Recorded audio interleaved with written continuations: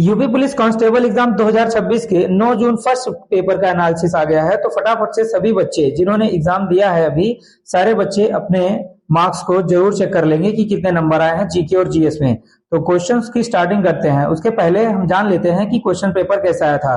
तो question paper जो है इजी टू मॉडरेट ही आया था, ज्यादा हार्ड नहीं आया था। तो सारे बच्चों से यही उम्मीद है कि उन्होंने अच्छा प्रयास किया होगा। तो जो पहला क्वेश्चन है हमारा, उन्नत कृषि महोत्सव 2026 प्रदर्शनी और प्रशिक्षण किस भारतीय राज्य में आयोजित किया गया था? तो जो इसका आंसर होने वाला है वो आपका होने वाला है तमिलनाडु, आंध्र प्रदेश, मध्य प्रदेश और गुजरात। इसमें से जो आपका ऑप्शन सही होगा वो है आपका मध्य प्रदेश। मध्य प्रदेश आपका राइट आंसर होगा।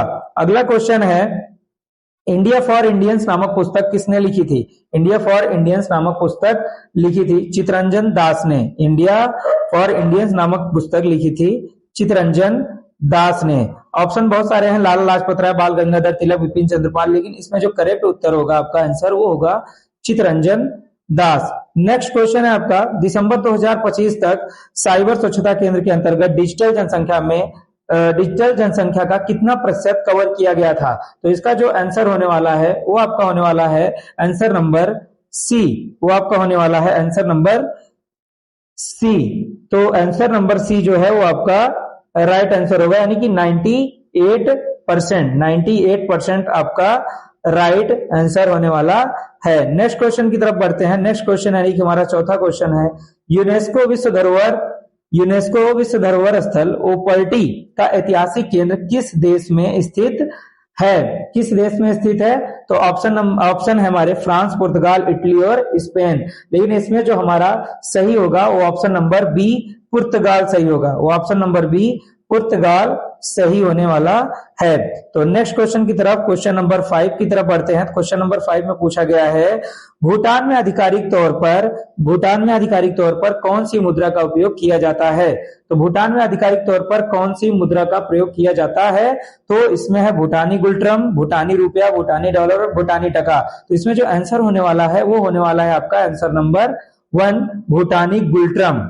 तो जिन्होंने भूटानी गुल्ट्रम को सही किया है उनका आंसर बिल्कुल सही है। नेक्स्ट क्वेश्चन नंबर 6 की तरफ बढ़ते हैं। तो क्वेश्चन नंबर 6 में पूछा गया है, फीफी पुरस्कार किस क्षेत्र में उत्कृष्टता के लिए दिए जाते हैं? फीफी पुरस्कार किस क्षेत्र में उत्कृष्टता के लिए दिए जाते हैं? तो इसमें ऑप्शन नंबर ए है साहित्य, ऑप्शन नंबर बी है कृषि, ऑप्शन नंबर सी है सुगंध उद्योग और ऑप्शन नंबर डी है खेल। तो इसमें जो आपका सही आंसर होने वाला है वो होने वाला है सुगंध उद्योग। सुगंध उद्योग आपका करेक्ट आंसर है। तो नेक्स्ट क्वेश्चन की तरफ बढ़ते हैं, क्वेश्चन नंबर 7 की तरफ से। तो इसमें फिल इन द ब्लैंक्स की तरह क्वेश्चन पूछे गए हैं। तो इसका आंसर होने वाला है, सॉरी क्वेश्चन क्या है देख लेते हैं। क्वेश्चन है, सिस्टीन चैपल ...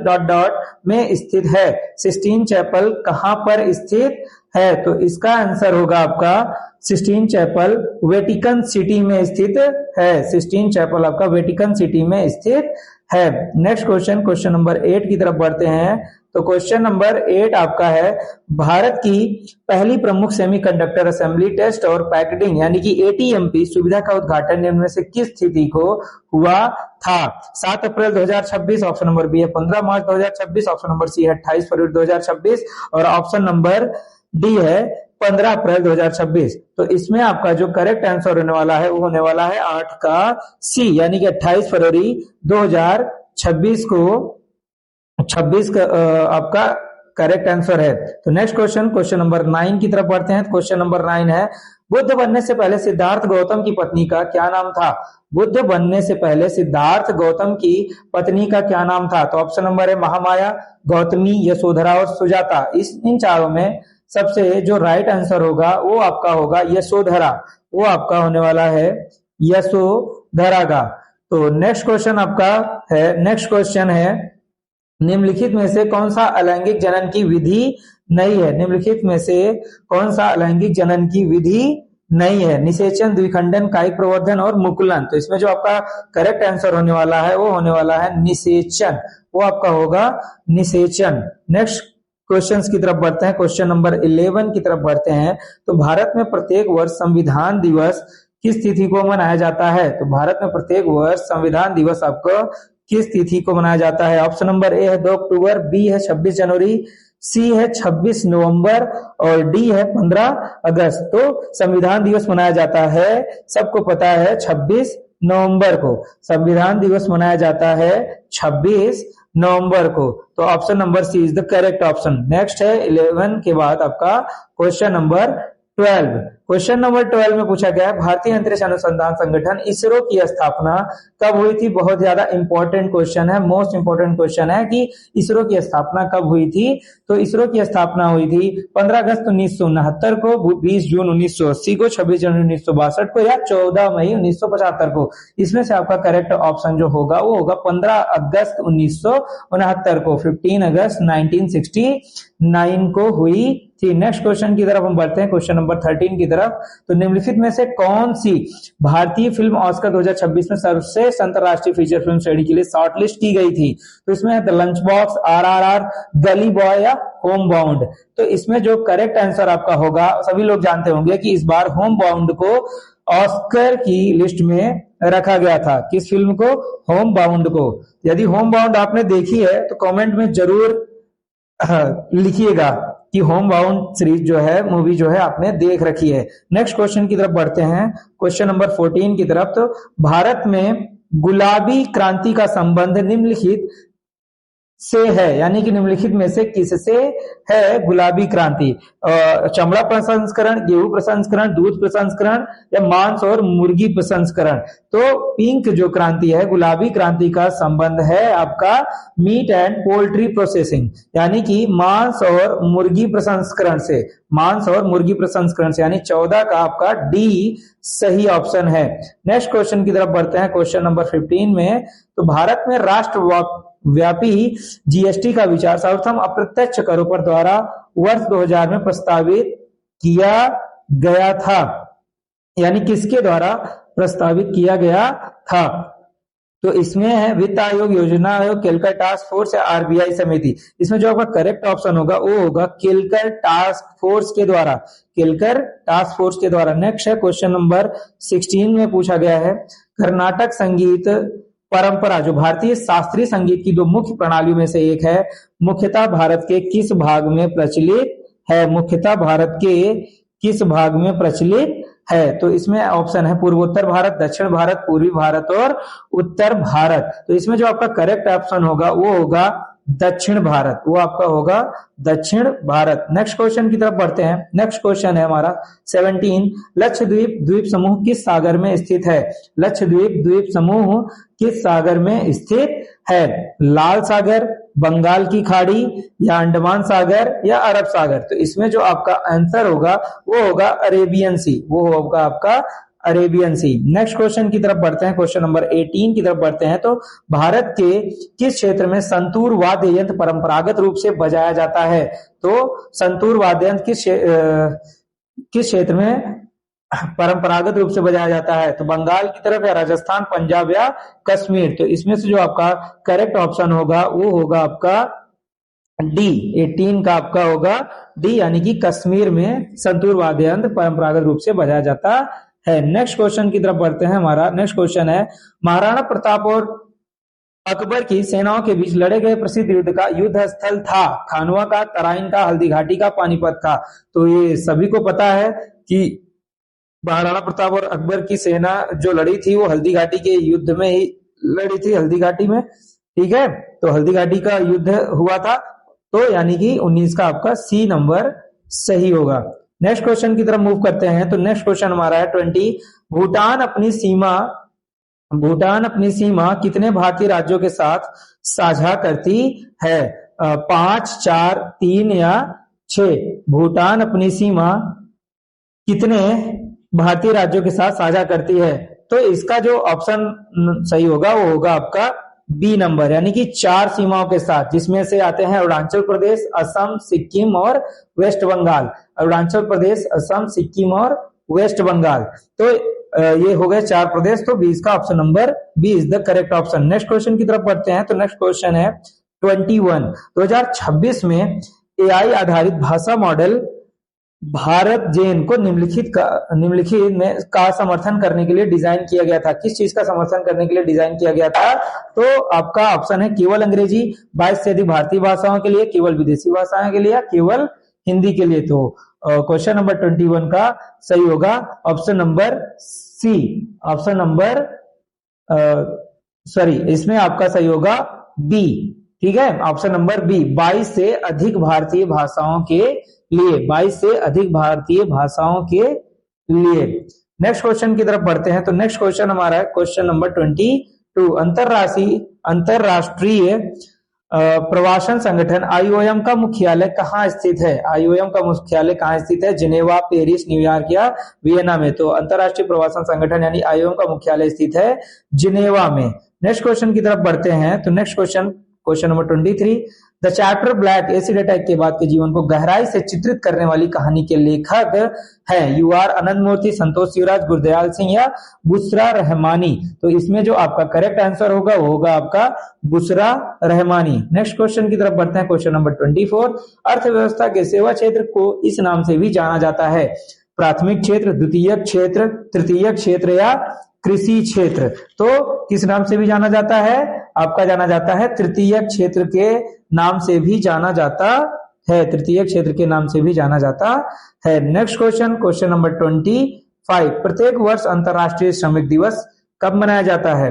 अंतरराष्ट्रीय श्रमिक दिवस कब मनाया जाता है? 3 अगस्त, 1 मई, 2 जून या 5 अप्रैल? तो अंतरराष्ट्रीय श्रमिक दिवस मनाया जाता है 1 मई को। अंतरराष्ट्रीय श्रमिक दिवस मनाया जाता है 1 मई को। नेक्स्ट क्वेश्चन की तरफ बढ़ते हैं। Question number 26।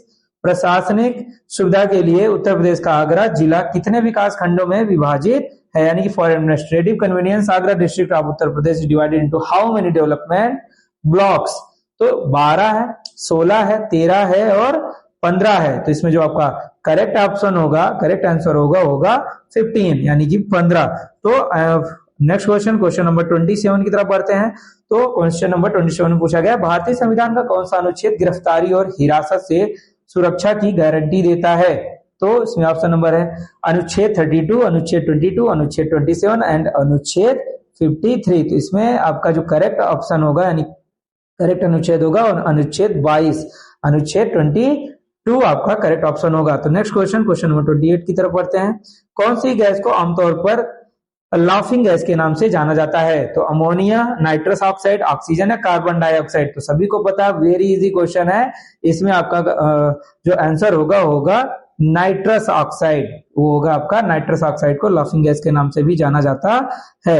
29 क्वेश्चन नंबर 29 की तरफ बढ़ते हैं। तो क्षेत्रफल की दृष्टि से निम्नलिखित में से कौन सा भारत का सबसे बड़ा सौर पार्क है?